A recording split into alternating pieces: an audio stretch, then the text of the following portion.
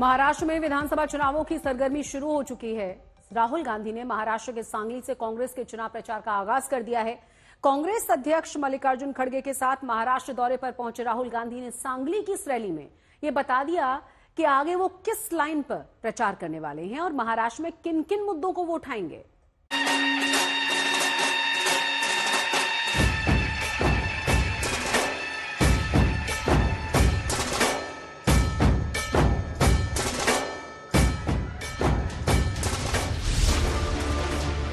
महाराष्ट्र में भले ही अभी चुनावों की तारीखों का ऐलान नहीं हुआ है, लेकिन चुनावों की सरगर्मी तेज हो चुकी है। जी हां, राहुल गांधी और कांग्रेस अध्यक्ष मल्लिकार्जुन खड़गे ने महाराष्ट्र के सांगली में शरद पवार के साथ पहली चुनावी रैली कर दी। कांग्रेस पार्टी के हमारे बब्बर शेर कार्यकर्ताओं, आपने सबको डरा रखा है, बीजेपी वालों को। राहुल गांधी ने इसका भी ट्रेलर लॉन्च कर दिया है कि वो आगे किस तरह से महाराष्ट्र में राजनीति को अपनी धार देने वाले हैं। राहुल गांधी ने संविधान, जातीय जनगणना और अदानी अंबानी के मुद्दे को ही आगे रखा है। बीजेपी के लोग हिंदुस्तान के संविधान को खत्म करना चाहते हैं। सीधी सी बात है, आप देख लीजिए, जहां भी ये अपने लोग डाल सकते हैं वहां ये अपने लोग डाल देते हैं। इनकी आंखों में एक ही तरीका का मेरिट है। अगर आप आरएसएस के हो तो मेरिट है, अगर आरएसएस के नहीं हो तो आपके लिए इन संस्थाओं में कोई जगह नहीं। और हर रोज ये कॉन्स्टिट्यूशन पर आक्रमण करते रहते हैं। हमने जाति जनगणना की बात की, लोकसभा में मैंने कहा है कुछ भी हो जाए जाति जनगणना करवाएगी कांग्रेस पार्टी, करवाएगी, हमारा गठबंधन करवाएगा। बड़े से बड़े कॉन्ट्रैक्ट अदानी और अंबानी जी को मिलते हैं। पहली बार मुझे कहा गया कि पार्लियामेंट हाउस में अपने भाषण में मैं अदानी और अंबानी का नाम नहीं ले सकता हूं, तो मैंने उनका नया नाम बनाया है A1 और A2। प्रधानमंत्री जी ने इसके लिए माफी किसी से नहीं मांगी। महाराष्ट्र में इस दफा विधानसभा चुनाव जरा हटकर होगा, क्योंकि राजनीति के समीकरण अलग हैं। इस चुनाव में सियासी दुश्मनी का दम भी खूब देखने को मिलेगा, क्योंकि शिवसेना टूटकर दो हिस्सों में बटी है।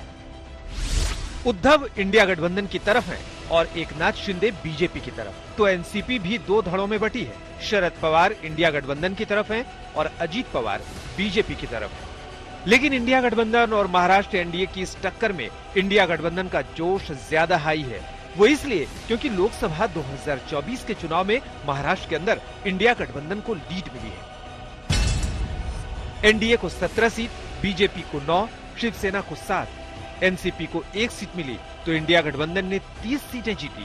कांग्रेस को 13, शिवसेना यूबीटी को 9 और एनसीपी शरद पवार को 8 सीटें मिली। और इन्हीं नतीजों के बिना पर राहुल गांधी महाराष्ट्र में पूरे आक्रामक तेवर के साथ पहुंचे। राहुल गांधी ने अपनी रैली में सिंधुदुर्ग में तोड़ी गई छत्रपति शिवाजी महाराज की मूर्ति को लेकर पीएम मोदी पर प्रहार कर दिया। आपको बता दें कि मूर्ति के टूटने में जिस तरह से महाराष्ट्र में सियासत भड़की और उसके बाद पीएम मोदी ने जिस तरह से मूर्ति टूटने के लिए माफी मांगी, राहुल गांधी ने माफी पर ही चढ़ाई कर दी। और राहुल गांधी ने पीएम की माफी के 3 कारण भी गिनाए।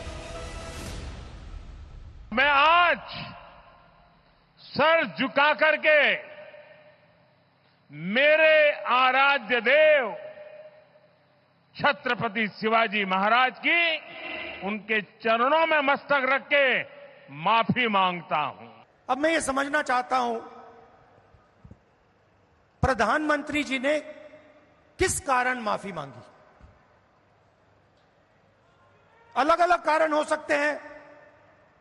पहला कारण हो सकता है कि ये जो मूर्ति थी इसका कॉन्ट्रैक्ट आरएसएस के एक व्यक्ति को दी गई। दूसरी गलती हो सकती है कि मूर्ति के बनने में भ्रष्टाचार हुआ, चोरी हुई, शायद प्रधानमंत्री इसके लिए माफी मांग रहे हैं। तीसरा कारण हो सकता है कि आपने शिवाजी महाराज की मूर्ति बनाई, उनकी याद में आपने मूर्ति बनाई और आपने इतना भी ध्यान नहीं दिया कि वो मूर्ति खड़ी रहे। कांग्रेस समझ रही है छत्रपति शिवाजी महाराज महाराष्ट्र की अस्मिता से जुड़े हैं, इसलिए राहुल गांधी के साथ साथ खड़गे ने भी छत्रपति शिवाजी की मूर्ति को ही अपनी सियासत का आधार बनाया। पुतला मोदी का हाथ लगते ही गिर गया, वो एक ही नहीं गिर गया, कहा फूल का उद्घाटन किए अहमदाबाद में, वो फूल गिर गया। अयोध्या में राम मंदिर का उद्घाटन किए, वो सब टपक रहा है। जनसभा से पहले राहुल गांधी ने महाराष्ट्र के सांगली में पूर्व राज्य मंत्री दिवंगत पतंग राव कदम की प्रतिमा का अनावरण किया और यहाँ भी टोंट मारा कि ये प्रतिमा गिरने वाली नहीं है। आपको बता दें कि महाराष्ट्र विधानसभा का कार्यकाल इसी साल नवंबर में खत्म हो रहा है और पूरा इंडिया गठबंधन एक साथ मिलकर 288 विधानसभा सीटों वाले महाराष्ट्र की स्थिति बदलना चाहता है। अभी एनडीए के पास 201 सीटें तो महाविकास अघाड़ी के पास 67 सीटें हैं। ऐसे में इंडिया गठबंधन में बात सीएम के चेहरे पर आई है। इस बार भी इंडिया गठबंधन ने अपना रुख साफ कर दिया। जनता के मन में जो चेहरा है, जनता उसको ही मुख्यमंत्री बनाएगी। बात ऐसी है, पवार साहब की बात 100% ठीक है। 3 पार्टी की सरकार है, महाविकास आघाड़ी है, कौन कितनी सीटें जीतता है बाद में तय किया जाएगा, लेकिन हमको बहुमत मिल रहा है महाविकास आघाड़ी को और हमारा सबसे पहला काम है ये भ्रष्ट सरकार को हटाना।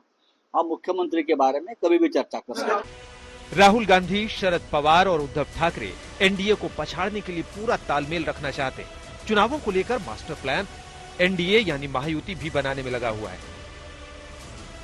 सूत्रों की माने तो महाराष्ट्र की 288 में से 173 सीटों पर एनडीए के दलों बीजेपी, शिवसेना और एनसीपी में सहमति बन गई है। आज तक ब्यूरो।